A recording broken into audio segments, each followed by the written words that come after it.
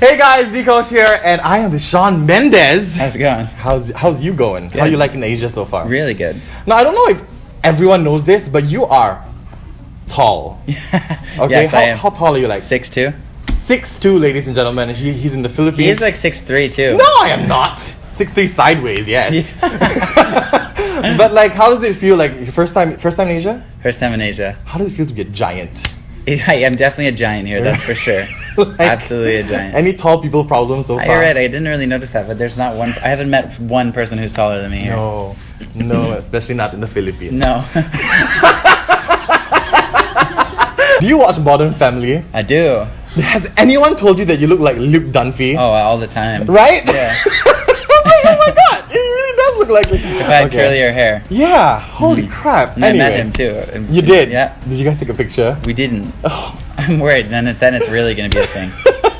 Anyway, okay, serious questions. Yeah. Right? So from handwritten to illuminate, right? So I felt like you went from, how do I say this? Like from Crazy in Love to Lemonade. Like for Beyonce, you know, it's like from a poppy album, you went straight into the serious stuff. Would you say that you have matured? Tons.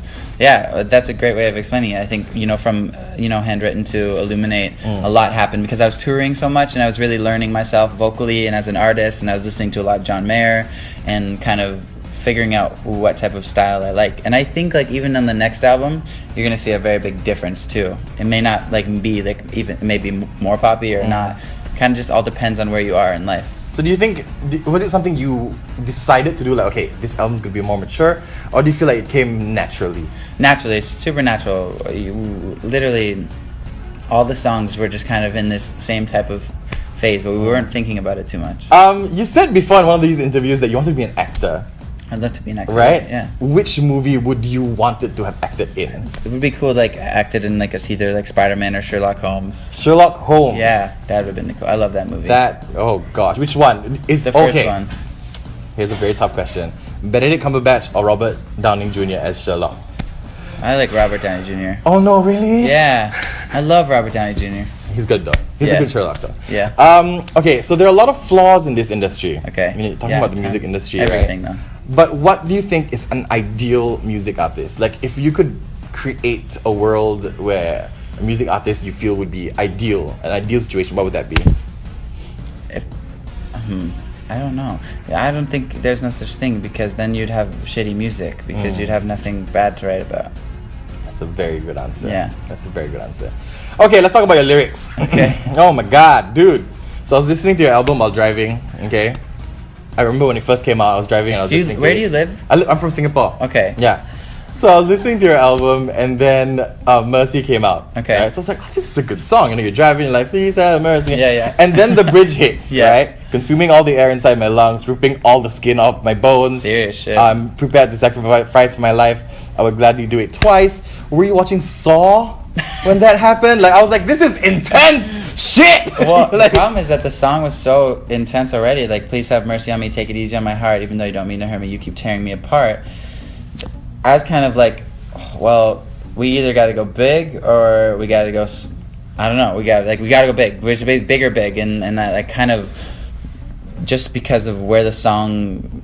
It was literally wrote in like 5. I remember we were sitting on a circle on the ground, and I was like to the writers I was working with, it feels like, like consuming the air inside my lungs, like your bones are being broken and ripped, and then literally like within like 30 seconds they're like, okay, there's the lyrics.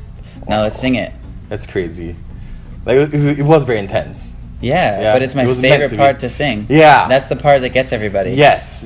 Especially at the iHeartRadio was when you sang it. I was like, okay, he's going. Yeah. He went in. Okay. Talking about the album Illuminate, right? Yeah. So if you asked me which song really spoke to me or really like reached out to me, it would be "Don't Be a Fool." Really? One of those really good songs. So Thank you. like, I'm not like, I don't tour the world, Oh, I but know I'm what pretty you're busy saying, as well. You know what I mean? And sure. it's crazy how you wrote the song. I can tell that maybe, correct me if I'm wrong, okay? Yeah. But did it come from because you were touring so much? And It's kind of just about like.